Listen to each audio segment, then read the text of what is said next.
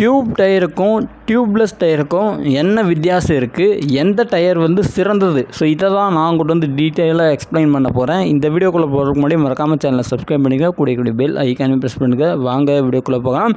So இப்போ பார்த்தீங்கன்னா நிறைய மாடல் டயர்ஸ் வந்துச்சு. ஆரம்ப காலத்தில் பார்த்தீங்கன்னா வந்து டியூப் டயர் இருந்தது, அதுக்கப்புறம் வந்து டியூப்லெஸ் ஆச்சு. இப்போ பார்த்தீங்கன்னா ரேடியல் டயர்னு சொல்லிட்டு பார்த்தீங்கன்னா நிறைய வெரைட்டிஸ் வந்து கொண்டு வந்தாங்க.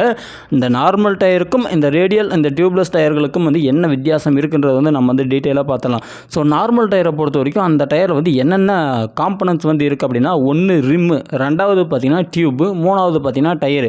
ரிம் இருக்கும், ரிம்முக்கு மேலே டியூப் இருக்கும், அதுக்கு மேலே பார்த்தீங்கன்னா டயர் இருக்கும். ஸோ இந்த மாதிரி தான் வந்து அதை வந்து டிசைன் பண்ணிருவாங்க. இதே டியூப்லெஸ் டயர் அப்படின்னு பார்க்கும்போது நான் வந்து என்ன மாதிரி இது வரைக்கும் நினச்சிட்டு இருந்தேன் அப்படின்னா, டியூப்லெஸ் டயரில் வந்து உள்ளே வந்து டியூப் கிடையாது. ஸோ கம்ப்ளீட்டாக அந்த டயரே வந்து கம்ப்ளீட்டாக வந்து உருண்டை ஷேப்புக்கு வந்து மாற்றிருக்காங்க, அப்படியே வந்து ரிம்முக்கு மேலே வந்து ஒட்டியிருக்காங்க அப்படின்ற மாதிரி தான் நான் வந்து நினச்சேன்.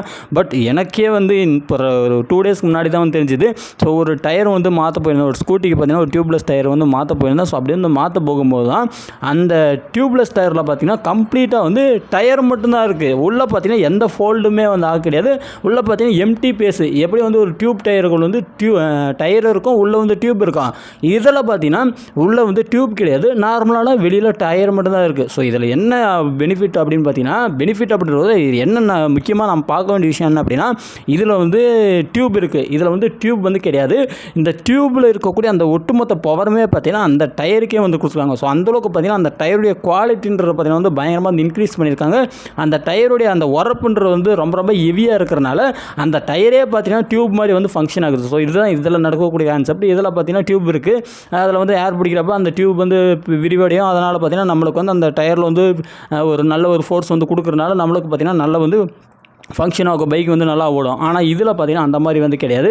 இதில் என்னென்ன காம்பனன்ட்ஸ் இருக்குது, டியூப்லெஸில் பார்த்தீங்கன்னா ரிம்மு, டயர், இது 2 மட்டும்தான் இதில் இருக்குது. இதில் பார்த்தீங்கன்னா 3 காம்பனன்ட்ஸ் வந்து இருக்குது. இதில் என்ன ஒரு பெனிஃபிட் அப்படின்னு பார்த்தீங்கன்னா, டியூப்லெஸ் டயரில் வந்து பெல்ட்டை வந்து பயங்கரமாக வந்து டிசைன் பண்ணிருப்பாங்க. பெல்ட் அப்படின்னா அந்த உரப்பான விஷயங்கள், இப்போ வந்து டயர் இருக்குன்னா டயருடைய அந்த கீழே பாட்டம் சைடில் பார்த்தீங்கன்னா வந்து அந்த பெல்ட்டை வந்து ஹெவியாக வந்து கொடுத்துருப்பாங்க.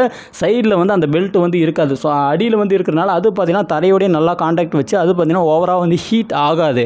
ஆனால் இதே நம்ம டியூப் டயருக்கு போனோம் அப்படின்னா அங்கே வந்து பெல்ட் வந்து இல்லை. இதே டியூப் டயர் அப்படின்ற பொறுத்த வரைக்கும் இந்த பெல்ட் பார்த்தீங்கன்னா கம்ப்ளீட்டாக வந்து டயர் முழுக்கவே வந்து கொடுத்துருக்கனால ஸோ அங்கே பார்த்தீங்கன்னா மிகப்பெரிய அளவிலான ஒரு ஃப்ரிக்ஷன் வந்து கிடைக்கும்.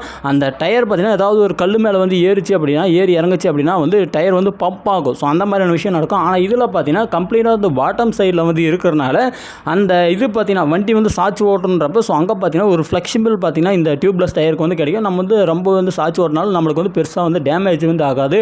ஆனால் நம்ம வந்து டியூப் டயரில் வந்து அதை வந்து ட்ரை பண்ணுறோம், ரொம்ப சாட்சி ஓட்டுறோம் அப்படின்னா ஸோ அது வந்து நம்மளுக்கு வந்து அந்தளவுக்கு வந்து சப்போர்ட் பண்ணாது, கிரிப் வந்து கிடைக்காது. அதனால் வந்து என்ன அப்படின்னா டியூப்லெஸ் டயர் வந்து கொஞ்சம் காஸ்ட்லியாக இருந்தாலுமே அதோடைய அந்த பர்ஃபார்மன்ஸ் அப்படின்றது பார்த்தீங்கன்னா வந்து ரொம்ப வந்து யூஸ்ஃபுல்லு.